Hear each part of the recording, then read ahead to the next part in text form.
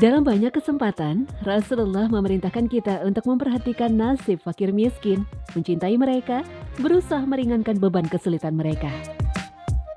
Begitu pentingnya amal mencintai dan memberi perhatian pada fakir miskin, sampai-sampai Rasulullah SAW mengajarkan sebuah doa khusus bagi kita agar dimampukan Allah untuk mencintai fakir miskin. Dalam sebuah hadis qudsi, Allah Ta'ala berfirman, "Wahai Muhammad, jika engkau salat, ucapkanlah doa, Allahumma inni as'aluka fi'lal khairat wa tarkal munkarat wa hubbal masakin wa antaghfirali wa tarhamani wa iza aratta finnata qaumin fatawaffani ghaira maftunin. As'aluka hubbak wa hubba ma yuhibbuk wa hubba amalan yuqarribu ila hubbik."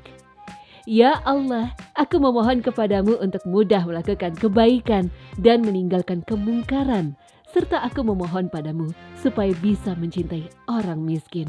Ampunilah dosa-dosaku, rahmatilah aku.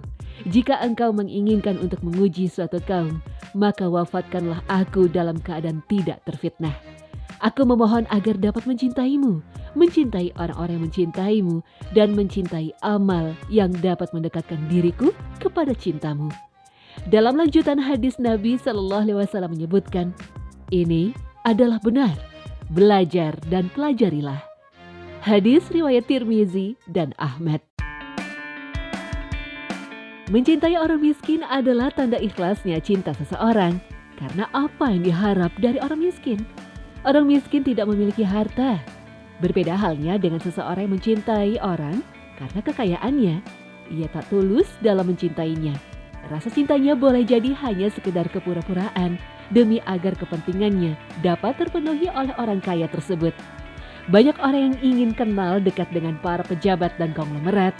Motifnya bukan karena cinta, namun agar bisa ikut tenar atau setidaknya ikut merasakan berlimpahnya uang. Inilah di antara alasan kenapa Rasulullah SAW mengajarkan doa yang demikian kepada kita. Dalam doa yang penuh berkah ini, kita memohon fi'lal khairat wa tarkal munkarat, yang bermakna kita meminta pada Allah segala macam kebaikan dan meminta agar dijauhkan dari berbagai kemungkaran.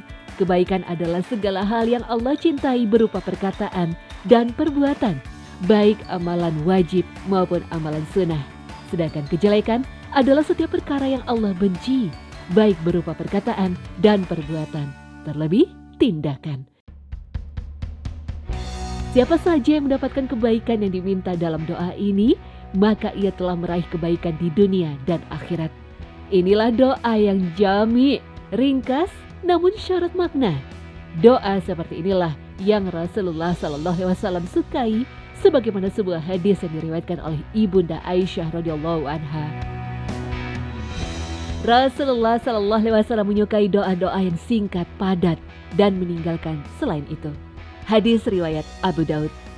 Dalam doa ini, kita pun memohon pada Allah agar mampu mencintai orang fakir miskin.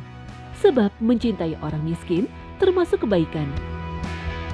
Disebutkannya permohonan bisa mencintai orang miskin secara tersendiri dalam doa ini menunjukkan betapa pentingnya amal mencintai orang miskin. Apa alasannya? Sebab mencintai orang miskin, dekat dengan mereka, senang membantu meringankan beban mereka, akan menjadi faktor yang akan memudahkan hisab kita kelak pada hari kiamat. Rasulullah SAW pernah bersabda, barang siapa menghilangkan satu kesusahan dunia dari seorang mukmin, Allah akan menghilangkan darinya satu kesusahan di hari kiamat. Dan barang siapa yang memudahkan kesulitan orang yang dililit hutang, Allah akan memudahkan atasnya di dunia dan akhirat. Hadis riwayat Muslim. Selain itu, menolong orang miskin juga menjadi faktor datangnya rizki dan pertolongan Allah. Suatu ketika, ada seorang sahabat Rasulullah SAW yang menyangka bahwa ia memiliki kelebihan dari sahabat lainnya. Karena melimpahnya harta yang ia miliki, lantas Rasulullah SAW menyadarkan sahabat tersebut bahwa keberhasilannya dalam meraih kemakmuran dunia tak lepas dari peran para kaum fakir miskin di sekitarnya. Kalian hanyalah mendapat pertolongan dan rezeki dengan sebab adanya orang-orang lemah dari kalangan kalian. Hadis riwayat Bukhari.